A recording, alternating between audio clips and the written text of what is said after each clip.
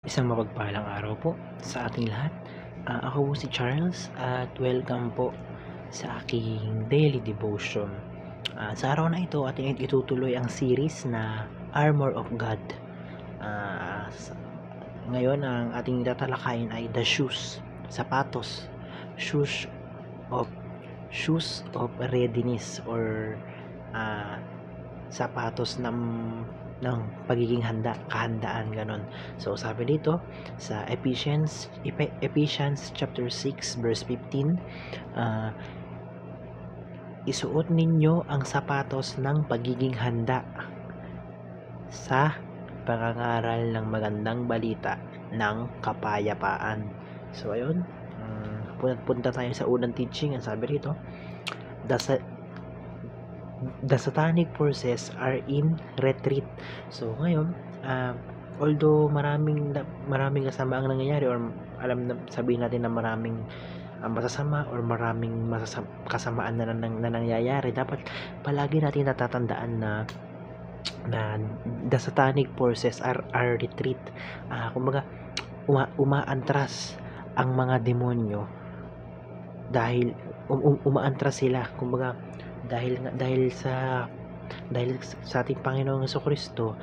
Parang takot ang demonyo, lagi silang paantras, lagi silang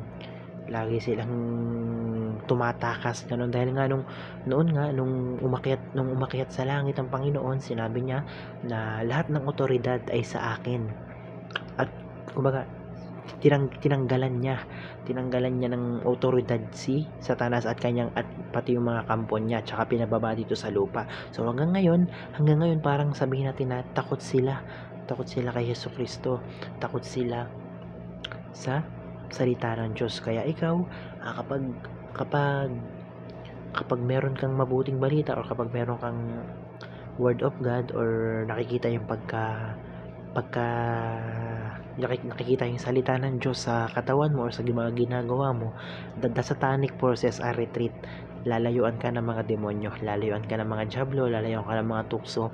Basta dapat nakikita sa iyo nakikita sa iyo ang salita ng Diyos. So ayun. So punta tayo sa ikalawang teaching. Ang sabi rito, the gospel of kingdom advances. So ayun, mula nung namatay ang Panginoong Jesucristo,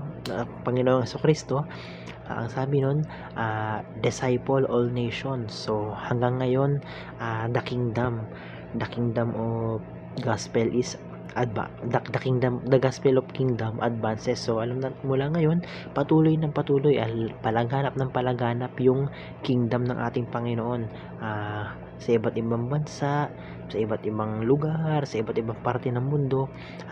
Pakalat yung Christianity, or pakalat yung salita ng Panginoon.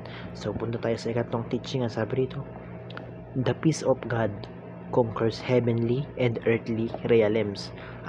Nung umakit na ng Panginoong Jesucristo sa langit, doon na siya naghari. Pinaalis niya nga, ayun na nga, kumbaga makapangyarihan siya doon. Pinababa niya sa lupa si Satanas, ganun. Nasa kanya lahat ng otoridad doon sa langit. Pero hindi ibig sabihin sa langit lang, ibig sabihin pati rin dito sa lupa ang meron siyang authority. So kaya sabi rito, the peace of God, ang kapayapaan ng Panginoon na hindi lang sa langit, pati ang kapayapaan ng Panginoon ay ibinibigay niya dito sa lupa. So punta tayo sa sa application. Paano ba natin mai-apply or maipapakita, ganun, mai-apply nga yung sapatos ng pagiging handa. Sabi ito, isuot ninyo ang sapatos ng pagiging handa sa pangangaral ng magandang balita ng kapayapaan. So paano natin mai-apply? Sabi rito, advance the gospel of peace in our families. Siyempre unang-una, dapat sa pamilya natin maipakilala natin yung ebanghelyo, or mai-introduce natin sa kanila yung salita ng Diyos. Unang-una sa pamilya. Siyempre ngayon, simulan natin na mag-share sa kanila ng mga word of God, ganun, or isama natin sila kapag nagde-devotion, or iparinig natin sa kanila yung, basta maiparinig lang natin or ma-share lang natin sa pamilya yung word of God o salita ng Panginoon. So punta tayo sa ikalawang application. Sabi rito, advance the gospel of peace in our community. So ngayon, kung kanina sa pamilya, ngayon naman sa komunidad, i-share mo sa kaibigan mo, i-share mo sa katrabaho mo, sa kalaro mo, sa tropa mo, gano'n. So dapat i-share natin yung ebanghelyo or yung mabuting balita sa kanila. Nang sa gano'n, may advance natin yung may palaganap natin kahit sa ating komunidad lang yung salita ng Diyos.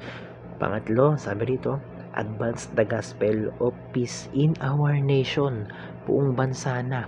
So ngayon mula noon alam natin na nagsimula ang Panginoon sa nagsimula ang gospel dun sa Israel. Hanggang sa kumalat nagkaroon at makarating dito sa Pilipinas. So ayun, dapat ganun. Dapat i-share natin or patuloy natin na mag-advance. Patuloy na lumaganap yung salita ng Diyos or yung gospel sa buong mundo. So ayun, maraming salamat and glory to God po.